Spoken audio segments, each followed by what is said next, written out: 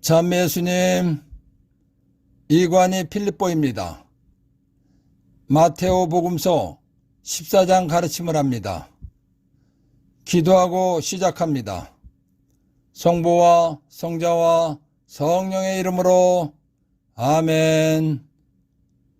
성령 하나님, 기적의 뜻을 잘 깨닫고 믿도록 도와주시기를 예수의 이름으로 간절히 청합니다. 아멘. 14장 1절에서 2절. 그때 헤로데 영주가 예수님의 소문을 듣고 시종들에게 그 사람은 세례자 요한이다. 그가 죽은 이들 가운데서 되살아난 것이다. 그러니 그에게서 그런 기적의 힘이 일어나지 하고 말하였다. 예수님께서 산에서 내려오셨을 때에 나병 환자가 예수님께 다가와서 엎드려 절하면서 주님께서는 하고자 하시면 저를 깨끗하게 하실 수 있습니다 하고 청하였습니다. 그러자 예수님께서 그에게 손을 대시며 내가 하고자 하니 깨끗하게 되어라 하고 명령하셨습니다. 그러자 현대의학에서도 고치지 못하는 나병 환자가 순간적으로 깨끗이 낫는 기적이 일어났습니다.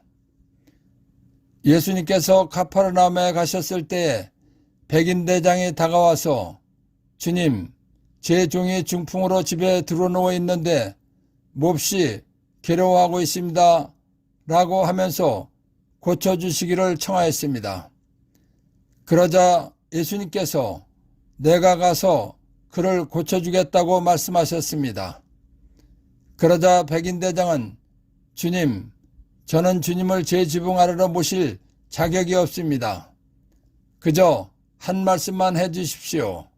그러면 제 종이 나을 것입니다 라고 믿음을 고백하였습니다. 그러자 예수님께서 가거라, 네가 믿은 대로 될 것이다 라고 말씀하셨습니다. 그러자 백인대장의 종이 바로 그 시간에 낫는 기적이 일어났습니다. 예수님께서 베드로의 집에 가셨을 때 베드로의 장모가 열병으로 누워 있었습니다. 사랑하는 제자의 장모님이 열병으로 누워있는 것을 보신 자비로우신 예수님께서는 가엾은 마음에 드시어 베드로의 장모에게 손을 대시어 열병을 낫게 하는 기적을 일으켜 주셨습니다. 사람들이 예수님께 마귀 들린 사람들을 많이 데리고 오자 예수님께서 말씀으로 악령들을 쫓아내시고 앓는 사람들을 고쳐주시는 기적을 일으키셨습니다. 사람들이 어떤 중풍병자를 평생에 들고 예수님께 데리고 왔습니다. 예수님께서 그들의 믿음을 보시고 중풍병자에게 일어나 내 평상을 가지고 집으로 돌아가거라 하고 명령하셨습니다. 그러자 중풍병자가 일어나 자기를 들고 온 평상을 들고 가게 하는 기적을 일으키셨습니다. 한 회당장이 와서 예수님께 엎드려 절하며 제 딸이 방금 죽었습니다. 그러나 가셔서 아이에게 손을 얹으시면 살아날 것입니다 라고 하면서 살려주시기를 청했습니다. 그러자 예수님께서 제자들과 함께 회당장의 집에 가셔서 소녀의 손을 잡으시자 죽었던 소녀가 살아서 일어나게 하는 기적을 일으키셨습니다. 죽은 회당장 야이로의 딸을 살려주시러 가실 때였습니다. 12해 동안이나 하혈을 하면서 의사들을 찾아다니며 치료를 받았으나 아무 효험도 보지 못하고 가산을 탕진한 여인이 예수님의 옷에 손을 대기만 해도 병이 낫겠지 하면서 예수님의 옷에 손을 대자 병이 낫는 기적이 일어나게 하셨습니다. 예수님께서 길을 가실 때 눈먼 두 사람이 다윗의 자손이시여 저희에게 자비를 베풀어 주십시오 하고 청하면서 예수님을 따라 집에까지 들어갔습니다. 그러자 예수님께서 내가 그런 일을 할 수 있다고 너희는 믿느냐 하고 물어보셨습니다. 그들이 예 하고 대답하자 그들의 눈에 손을 대시며 너희가 믿는 대로 되어라 하고 말씀하시자 그들의 눈이 떠지는 기적이 일어났습니다. 사람들이 마귀가 들려서 말 못하는 사람 하나를 예수님께 데려오자 예수님께서 마귀를 쫓아내 주셨습니다. 그러자 말을 못하던 사람이 말을 하는 기적이 일어났습니다. 예수님께서 어느 회당에 들어가셨을 때 한쪽 손이 오그라든 사람이 있었습니다. 하나님께 의지하고 기도하려고 온 그 사람에게 손을 뻗어라 하고 명령하셨습니다. 그러자 오그라든 손이 펴져서 정상이 되는 기적이 일어났습니다. 사람들이 마귀가 들려서 눈이 멀고 말을 못하는 사람을 고쳐주시기를 바라고 예수님께 데리고 왔습니다. 예수님께서 그 사람을 고쳐주시어 말도 하고 보게도 하는 기적을 일으켜 주셨습니다. 이스라엘에서 이렇게 많은 기적이 일어나자 갈릴레아의 영주인 헤로데의 귀에까지 들어갔습니다.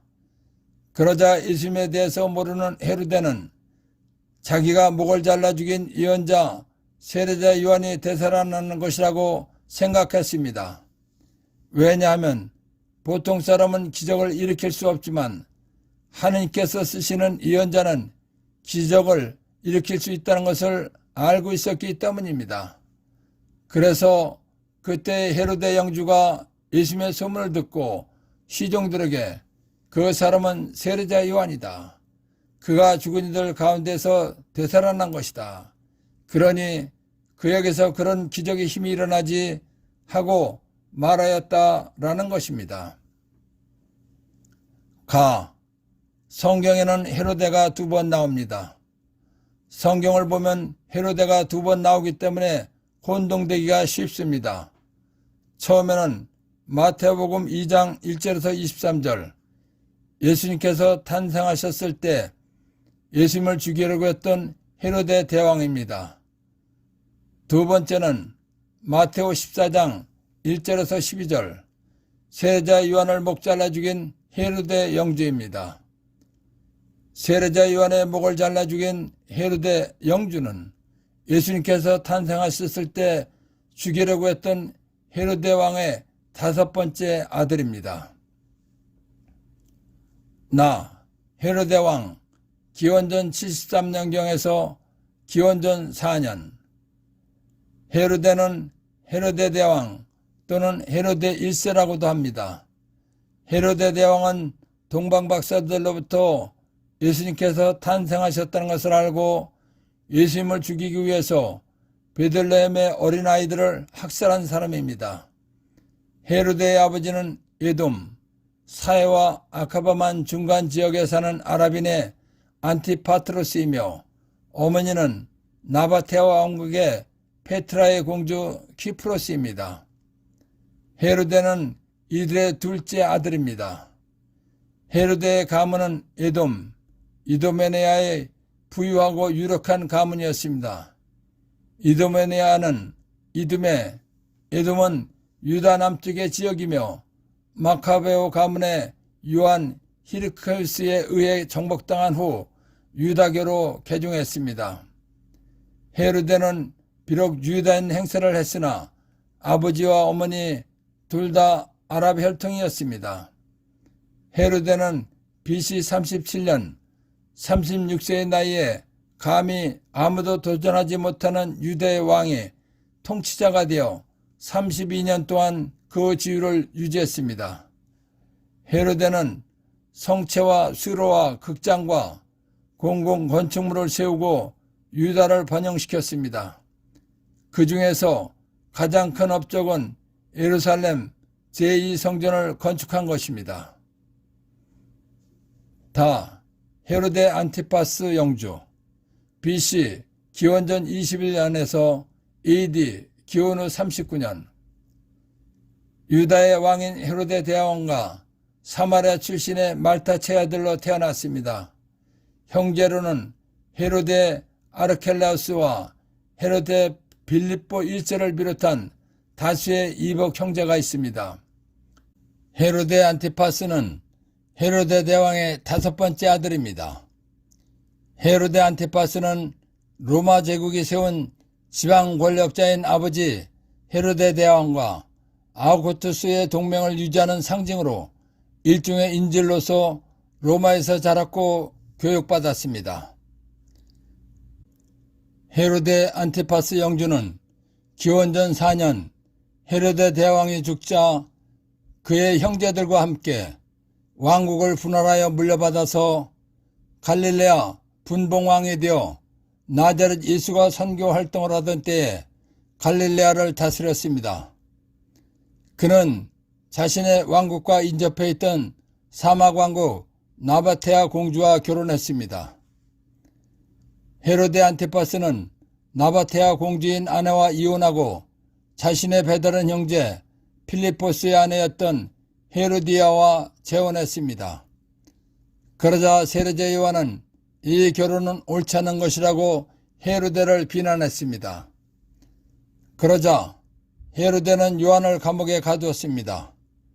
그런데 헤로디아가 헤로데 생일날 축하연에서 자기의 딸 살로메가 생일춤을 춘 대가로 세례자 요한의 목을 요구하게 했습니다.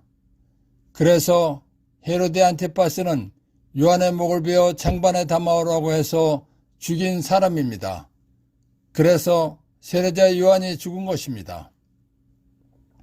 1. 영주. 자기가 맡은 관할 지역에 토지 소유권을 갖고 관할 지역에 사는 사람들을 지배하는 사람으로서 재판권과 경찰권을 행사하며 질서를 유지하는 일을 하는 사람입니다. 예수님 당시에는 이러한 영주를 지방의 분봉왕이라고 했습니다. 2. 그러니 그에게서 그런 기적의 힘이 일어나지 하고 말하였다.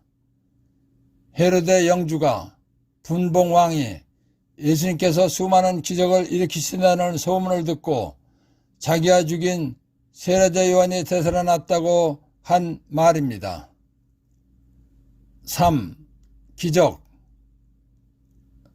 1. 상식으로는 생각할 수 없는 기이한 일. 2. 하느님에 의하여 행해졌다고 믿어지는 불가사의한 현상. 14장 3절에서 12절. 헤로데는 자기 동생 필리포스의 아내 헤로디아의 일로 요한을 붙잡아 묶고 감옥에 가둔 일이 있었다. 요한이 헤로데에게 그 여자를 차지하는 것은 옳지 않습니다 하고 여러 차례 말하였기 때문이다. 헤로데는 요한을 죽이려고 하였으나 군중이 두려웠다. 그들의 요한을 예언자로 여기고 있었기 때문이다. 그런데 마침 헤로데가 생일을 맞이하자 헤로디아의 딸이 손님들 앞에서 춤을 추어 그를 즐겁게 해주었다. 그래서 헤로데는 그 소녀에게 무엇이든 청하는 대로 주겠다고 맹세하며 약속하였다. 그러자 소녀는 자기 어머니가 부추기는 대로 세례자 요한의 머리를 쟁반에 담아 이리 가져다 주십시오 하고 말하였다. 임금은 괴로웠지만 맹세까지 하였고 또 손님들 앞에서 그렇게 해주라고 명령하고 사람을 보내어 감옥에서 요한의 목을 베게 하였다. 그리고 그의 머리를 장반에 담아다가 소녀에게 주게 하자 소녀는 그것을 자기 어머니에게 가져갔다. 요한의 제자들은 가서 그의 죽음을 거두어 장사 지내고 예수님께 가서 알렸다. 세례자 요한이 활동하고 예수님께서 공생활을 하시던 때에 유다의 왕은 헤로데 안티파스였습니다.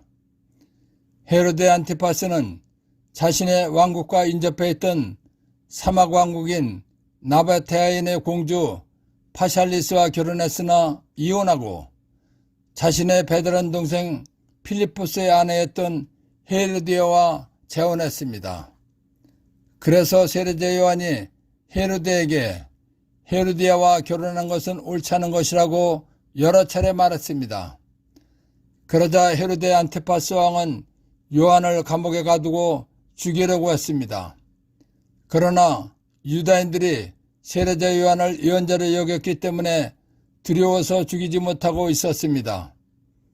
그런데 헤로데의 생일 축하연에서 헤로디아의 딸 살로메가 춤을 추며 헤로데를 즐겁게 해주었습니다. 살로메의 춤으로 기뻤던 헤로데는 살로메에게 무엇이든지 청하는 대로 주겠다고 맹세하며 약속했습니다. 헤로데의 약속을 들은 헤로디아는 살로메에게 세례자 요한의 목을 쟁반에 담아 가져다 달라고 시켰습니다. 그래서 헤로데 안티파스는 요한의 목을 베어 가져오게 했습니다. 세례자 요한의 목을 쟁반에 담아오자 살로메는 자기 어머니 헤로디아에게 가져다 주었습니다. 이러한 소식을 들은 세례자 요한의 제자들이 세례자 요한의 시체를 거두다가 장사를 지내고 예수님께 알렸습니다. 그래서 요한의 제자들은 가서 그의 죽음을 거두어 장사 지내고 예수님께 가서 알렸다라는 것입니다. 세례자 요한의 죽음에서 발견한 보물, 맹세나 약속은 신중하게 생각하고 해야 한다는 것입니다. 14장 13절에서 21절. 이 말을 들으신 예수님께서는 거기에서 배를 타시고 따로 외딴 곳으로 물러가셨다. 그러나 여러 고을에서 그 소문을 듣고 군중이 육로로 그분을 따라 나섰다. 예수님께서는 배에서 내리시어 많은 군중을 보시고 가엾은 마음이 드시어 그들 가운데 있는 병자들을 고쳐주셨다. 저녁때가 되자 제자들이 예수님께 다가와 말하였다. 여기는 외딴 곳이고 시간도 이미 지났습니다. 그러니 군중을 돌려보내시어 마을로 가서 스스로 먹을 거리를 사게 하십시오. 예수님께서 그들을 보낼 필요가 없다. 너희가 그들에게 먹을 것을 주어라 하고 이르시니 제자들이 저희는 여기 빵 5개와 물고기 2마리밖에 가진 것이 없습니다 하고 말하였다. 예수님께서는 그것들을 이리 가져오너라 하시고는 군중에게 풀밭에 자리를 잡으라고 지시하셨다. 그리고 빵 5개와 물고기 2마리를 손에 들고 하늘을 우러러 찬미를 들으신 다음 빵을 떼어 제자들에게 주시니 제자들이 그것을 군중에게 나누어 주었다. 사람들은 모두 배불리 먹었다. 그리고 남은 조각을 모으니 12광주리에 가득 찼다. 먹은 사람은 여자들과 아이들 외에 남자만도 5,000명가량이었다. 예수님께서는 세례자 요한의 죽음에 대해서 들으신 다음 배를 타시고 외딴 곳으로 떠나셨습니다. 예수님께서 배를 타시고 외딴 곳으로 떠나셨다는 소문을 들은 여러 고을에서 많은 사람들이 육로로 달려서 그곳에 갔습니다. 예수님께서 배에서 내리셨을 때에는 이미 많은 사람들이 모여 있었습니다. 많은 사람들이 예수님을 찾아온 이유는 예수님의 가르친 말씀도 듣고 예수님께서 베푸시는 기적을 보고 싶어서 온 사람들과 기적의 은혜를 받고 병이 낫고 싶어서 온 사람들입니다. 많은 사람들이 병이 낫고 싶어서 찾아왔다는 것을 잘 아시는 예수님께서는 가엾은 마음에 드시어 그들 가운데 있는 병자들을 고쳐주셨습니다. 그래서 예수님께서는 배에서 내리시어 많은 군중을 보시고 가엾은 마음에 드시어 그들 가운데 있는 병자들을 고쳐주셨다라는 것입니다. 탈출기 16장 13절에서 15절, 31절, 35절.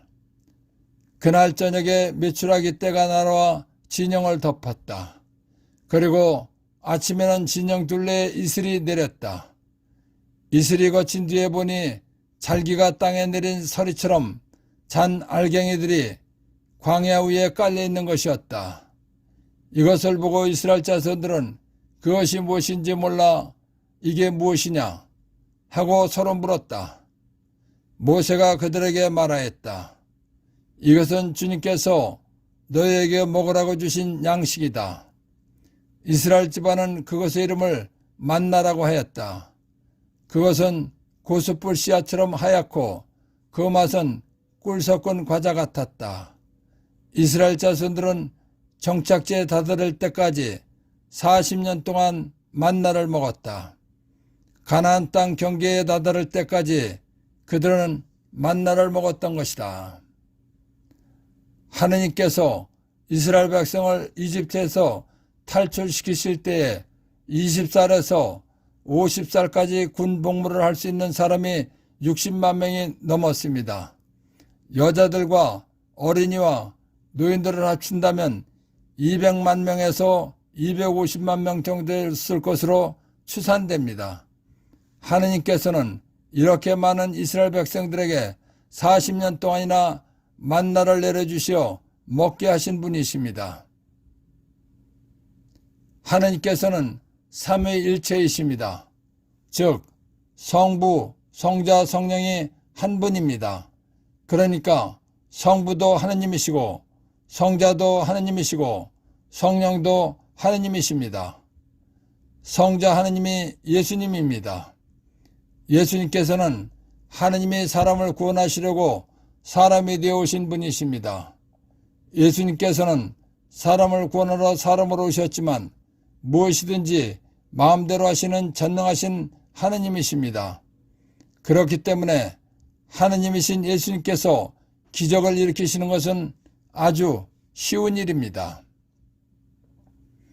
예수님께서 가르치시고 복음을 전하시면서 많은 병자들을 고쳐주시고 악령들을 쫓아내는 기적을 일으키셨습니다.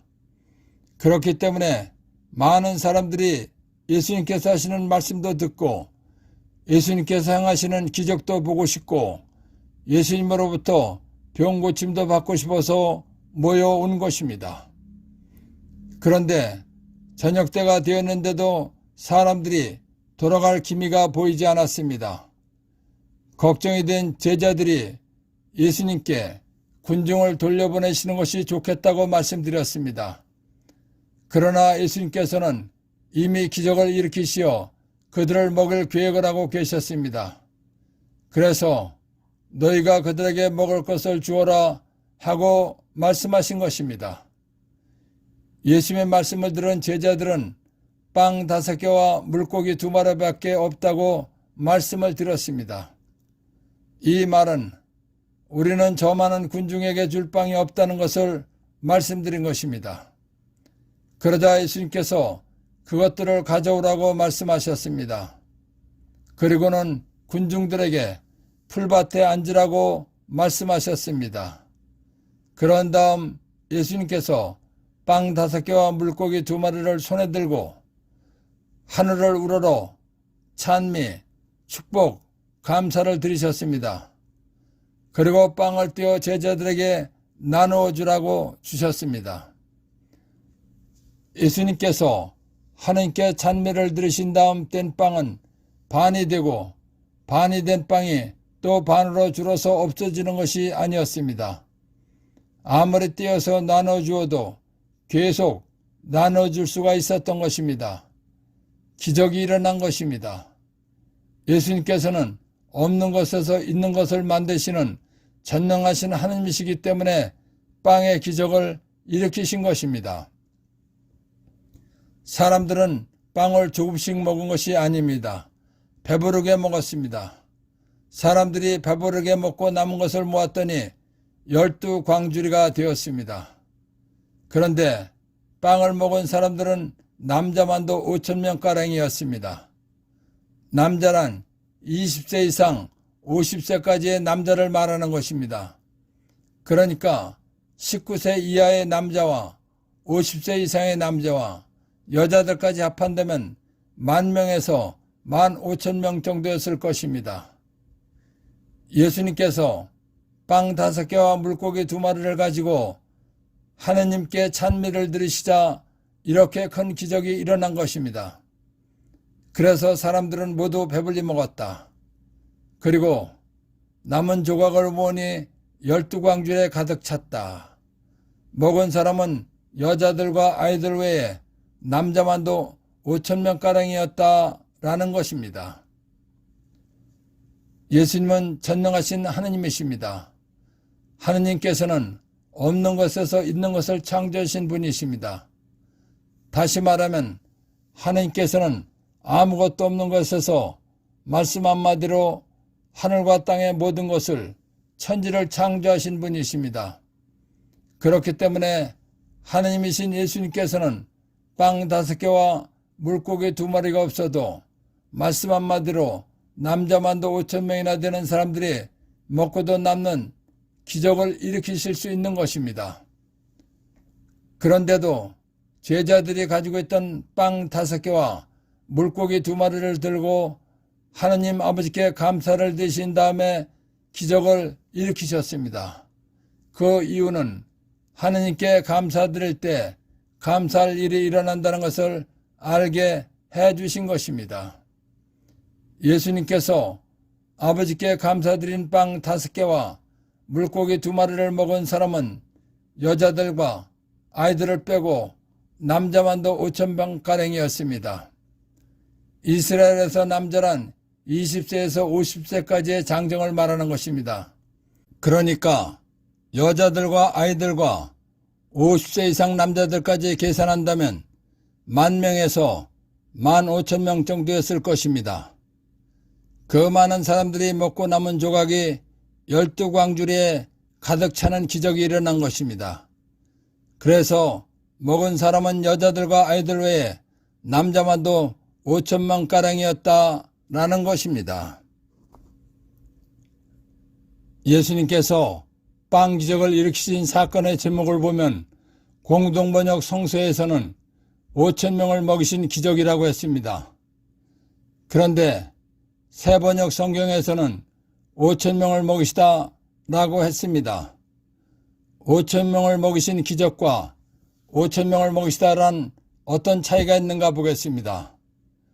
5,000명을 먹이신 기적이라고 제목을 붙인 것은 예수님께서는 사람을 죄에서 구원하시려고 하느님께서 사람으로 오신 메시아이시다 라는 것을 정확하게 알고 제목을 붙인 것입니다. 공동번역 성서는 하느님이신 예수님의 신분을 정확하게 알고 사람이 할 수 없는 일을 하셨기 때문에 5,000명을 먹이신 기적이라고 제목을 붙인 것입니다. 새번역 성경에서 5,000명을 먹이시다 라고 제목을 붙인 것은 예수님께서는 사람을 구원하시려고 하느님께서 사람으로 오신 분이시다 라는 확신이 없기 때문에 붙인 제목입니다. 왜냐하면 예수님께서 사람이 할 수 없는 일을 하셨는데도 기적이라고 하지 못했기 때문입니다. 예수님께서 하신 일을 기적이라고 하지 못했다는 것은 예수님께서 사람을 구원하러 사람으로 오신 하느님이시다 라는 확신이 없기 때문에 붙인 것이기 때문입니다. 즉 예수님을 믿지 않는 사람들처럼 예수님을 하나님으로 확신하지 못했기 때문에 5,000명을 먹이시다 라고 제목을 붙인 것입니다. 예수님께서 기적을 일으키신 것을 기적이라고 하지 못하고 먹이시다라고 제목을 붙인 것은 신자들이 예수님을 전능하신 하느님께서 사람을 죄에서 구원하러 오신 메시아, 구세주이시다 라는 것을 믿을 수 없게 한 것입니다. 하루빨리 기적이라고 수정해야 합니다. 그래야 예수님을 메시아, 구원자로 믿게 할 수 있는 것입니다. 성경의 다른 부분에서도 기적을 일으키신 것을 기적이라고 하지 못한 것들을 다 수정해서 기적이라고 해야 합니다. 그래야 예수님의 신분을 하느님으로 믿게 할 수 있는 것입니다. 예수님을 하느님으로 믿게 해야 믿음이 성장하는 것입니다. 1. 그들 가운데 있는 병자들을 고쳐주셨다. 예수님께서는 많은 사람들이 병이 낫고 싶어서 찾아왔다는 것을 잘 아시기 때문에 고쳐주셨다는 것입니다. 2. 너희가 그들에게 먹을 것을 주어라. 예수님께서는 이미 기적을 일으키시어 그들을 먹일 계획을 하고 하신 말씀입니다. 빵 5개와 물고기 2마리를 손에 들고 하늘을 우러러 찬미를 들으신 다음 1. 예수님께 사람을 구원하라고 파견하신 분은 하나님 아버지이십니다. 예수님을 파견하신 하나님 아버지가 계시다는 것을 사람들에게 알게 하기 위한 것입니다. 그리고 기적을 일으키도록 하신 하나님 아버지께 영광을 드리신 것입니다. 4. 빵 5개와 물고기 2마리를 손에 들고 하늘을 우러러 찬미를 들으신 다음 2. 아무리 힘들고 어려운 상황에서도 전능하시고 지혜가 넘치시는 하나님이 나의 아버지라는 것을 깨닫고 찬미, 감사드릴 때 기적이 일어난다는 것을 알게 하신 것입니다. 5. 빵 5개와 물고기 2마리를 손에 들고 하늘을 우러러 찬미를 들으신 다음 3. 사람이 살다 보면 먹을 것이 없는 상황이 오기도 합니다. 이럴 경우 많은 사람들은 좌절하거나 절망하기도 합니다. 심지어는 믿음을 포기하기도 합니다. 그러나 이럴 때 온전히 하느님만 찾고 하느님 뜻대로 살기 위해서 노력, 성경 공부하면서 찬미를 하면 먹고 살게 해주시는 기적이 일어난다는 것을 알게 하기 위한 것입니다. 6. 빵 5개와 물고기 2마리를 손에 들고 하늘을 우러러 찬미를 들으신 다음 4.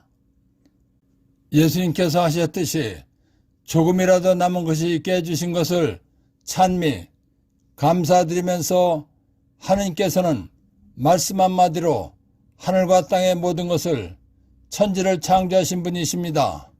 한 말씀만 하시면 모든 것을 풍족하게 해주실 것을 믿고 찬미드립니다. 라고 하면 모든 것을 풍족하도록 기적을 일으켜 주신다는 것을 알라는 것입니다. 7. 남자마도 5,000명가량이었다면 여자와 아이들 앞에서 몇 명이나 있었을까? 이스라엘에서는 사람을 셀 때에 여자는 세지 않는 것이 관습입니다. 이스라엘의 장정 기준은 20세 이상 50세까지의 남자를 말하는 것입니다. 여자들과 어린이와 노인까지 계산한다면 그 자리에는 1만 명에서 1만 5천 명 정도였을 것으로 추산됩니다. 5천 명을 먹이시다 해서 발견한 보물 1. 빵 5개와 물고기 2마리로 5천 명이 먹고도 12광줄에 가득 차는 기적을 사람은 일으킬 수 없습니다. 이런 기적은 하느님만이 하실 수 있는 것입니다. 이런 기적을 직접 일으키신 예수님은 하느님이시다라는 것을 알아야 한다는 것입니다. 5천 명을 먹이시다 해서 발견한 보물 2. 힘들고 어렵고 절망적일 때 어떻게 해야 하는가 하고 인간적인 해결 방법을 찾기보다는 먼저 예수님을 잘 믿기 위해서 성경을 읽고 배우고 하느님께서 원하시는 일을 하면 먹고 살게 해주신다는 것입니다. 하느님께서 가장 좋아하고 원하시는 일은 전교와 냉담자 회개시키는 일입니다. 5천 명을 먹이시다 해서 발견한 보물 3. 예수님 은혜로 병 고침 받으려면 예수님께서는 전능하신 하느님이시며 못 고치시는 병이 없고 무슨 병이든지 다 고치시는 분이시다 라는 것을 굳게 믿고 간절한 마음으로 예수님께 기도하면 고쳐주신다는 것입니다. 14장 22절에서 33절. 예수님께서는 곧 제자들을 재촉하시어 배를 타고 건너편으로 먼저 가게 하시고 그동안에 당신께서는 군중을 돌려보내셨다. 군중을 돌려보내신 뒤 예수님께서는 따로 기도하시려고 산에 오르셨다. 그리고 저녁때가 되었는데도 혼자 거기에 계셨다. 배는 이미 무태서 여러 스타디온 떨어져 있었는데 마침 맞바람이 불어 파도에 시달리고 있었다. 예수님께서는 새벽에 호수 위를 걸으시어 그들 쪽으로 가셨다. 제자들은 예수님께서 호수 위를 걸으시는 것을 보고 겁에 질려 유령이다 하며 두려워 소리를 질러댔다. 예수님께서는 곧 그들에게 말씀하셨다. 용기를 내어라. 나다. 두려워하지 마라. 그러자 베드로가 말하였다. 주님, 주님이시거든 저더러 물 위를 걸어오라고 명령하십시오. 예수님께서 오너라 하시자 베드로가 배에서 내려 물 위를 걸어 예수님께 갔다. 그러나 거센 바람을 보고서는 그만 두려워졌다. 그래서 물에 빠져들기 시작하자 주님, 저를 구해 주십시오 하고 소리를 질렀다. 예수님께서 곧 손을 내밀어 그를 붙잡으시고 이 믿음이 약한 자야, 왜 의심하였느냐 하고 말씀하셨다. 그러고 나서 그들이 배에 오르자 바람이 그쳤다.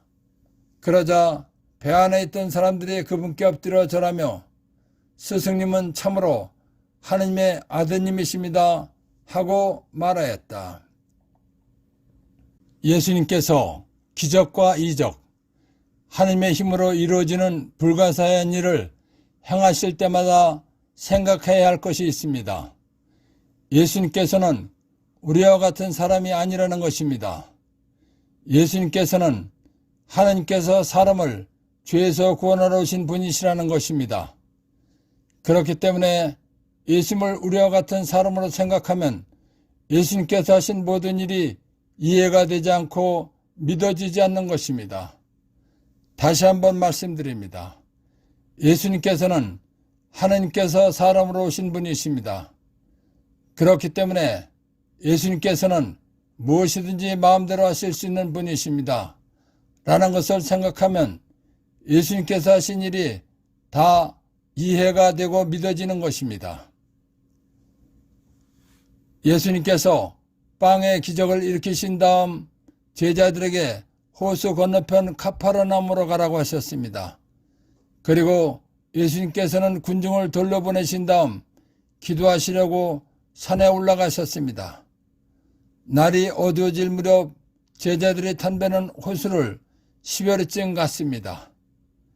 그때 배를 향해서 정면으로 큰 바람이 불어 호수의 물결이 높게 일어서 배가 가지를 못하고 밤새도록 어려움을 겪고 있었습니다.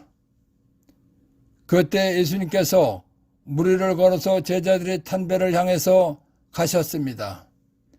그때는 새벽이었기 때문에 제자들은 물 위를 걸어서 오시는 사람이 누구인지 확실하게 알 수가 없었습니다. 사람이 물 위를 걸어서 오는 것을 처음 본 제자들은 겁신하고 두려워서 유령이다 하고 소리를 질러댔습니다. 그러자 예수님께서 용기를 내어라. 나다. 두려워하지 마라 하고 말씀하셨습니다. 그러자 베드로가 주님, 주님이시거든 저더러 물 위를 걸어오라고 명령하십시오 하고 부탁했습니다. 베드로의 말을 들으신 예수님께서 오너라 하시자 베드로가 배에서 내려 물 위를 걸어 예수님께 갔습니다. 베드로가 물 위를 걸어서 예수님께 갈 수 있었던 것은 예수님의 말씀을 믿고 순종하였기 때문입니다. 물 위를 걸어서 예수님께 가던 베드로는 거센 바람을 보았습니다. 거센 바람을 본 베드로는 파도에 휩싸여 죽을 것 같아서 겁을 먹었습니다. 베드로가 처음에는 예수님을 완전히 믿었지만 큰 파도를 보는 순간 예수님에 대한 믿음을 잊어버리고 죽을 것 같다는 생각을 한 것입니다. 예수님을 믿기보다 큰 파도에 죽을 것 같다는 위험을 더 크게 느낀 것이 믿음이 약했다는 것이며 증거입니다. 즉, 베드로의 약한 믿음이란 예수님의 전능하심보다 큰 파도에 죽을 것 같다는 생각을 한 것입니다. 베드로가 예수님 말씀을 믿기보다는 거센 물결을 보고 두려워하였기 때문에 물에 빠져들기 시작한 것입니다. 물에 빠져들기 시작한 베드로가 주님, 저를 구해 주십시오 하고 소리 질렀습니다. 베드로의 구원 요청을 받으신 예수님께서 손을 내밀어 베드로를 붙잡으시고 이 믿음이 약한 자야 왜 의심하였느냐 하고 말씀하시면서 베드로를 붙잡고 배에 오르셨습니다. 그러자 거센 바람이 그쳤습니다. 사람은 누구도 물 위를 걸어갈 수가 없는 것입니다. 그런데 예수님께서 물 위를 걸어가셨다고 했습니다. 믿어지지 않는 일입니다. 예수님께서 어떻게 물 위를 걸어가셨을까 하는 궁금증이 나는 것입니다. 답은 아주 간단합니다. 예수님께서는 하나님께서 사람으로 오신 분이시기 때문입니다. 하나님이신 예수님께서는 우리와 같이 우주의 원리나 질서대로 살지 않으실 수 있는 창조주 하나님이십니다. 창조주 하나님께서는 하나님께서 만드신 모든 것을 마음대로 하실 수 있는 것입니다. 즉, 세상 원리와 질서를 뛰어넘어 마음대로 활동하실 수 있는 분이십니다. 그렇기 때문에 물 위를 걸어가신 것입니다. 그리고 베드로가 물 위를 걸어오라고 하십시오 라고 부탁했을 때도 걸어오라고 말씀하시자 베드로가 걸어간 것입니다. 베드로가 거센 바람을 보고 두려워하자 물에 빠져들기 시작하였습니다. 물에 빠져들어가던 베드로가 예수님께 저를 구해 주십시오 하고 소리를 지르자 손을 잡고 끌어내신 것도 예수님께서 하나님이시기 때문입니다. 제자들은 예수님께서 물 위를 걸어오시는 것을 보았습니다. 베드로가 물 위를 걸어가게 해달라고 부탁하자 베드로에게 물 위를 걸어가게 해주시는 것도 보았습니다. 그리고 베드로가 겁을 먹고 물에 빠져들어갈 때 구해주시는 것도 보았습니다. 제자들은 사람이 할 수 없는 일을 하신 예수님께서는 우리와 같은 사람이 아니고 하나님이시라는 것을 알았습니다.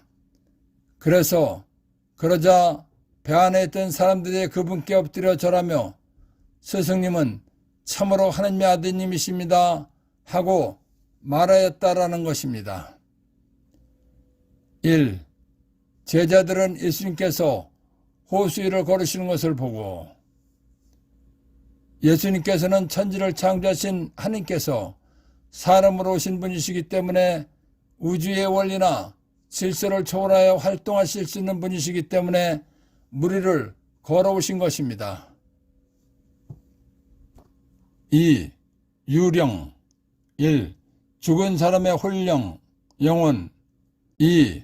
죽은 사람의 홀령, 영혼이 생전의 모습으로 나타난 형상 3. 베드로가 배에서 내려 물 위를 걸어 예수님께 갔다. 예수님 말씀을 믿고 순종하였기 때문에 간 것입니다. 4. 이 믿음이 약한 자야 왜 의심하였느냐. 예수님 말씀을 믿기보다 거센 물결을 보고 두려워했다는 것입니다. 5.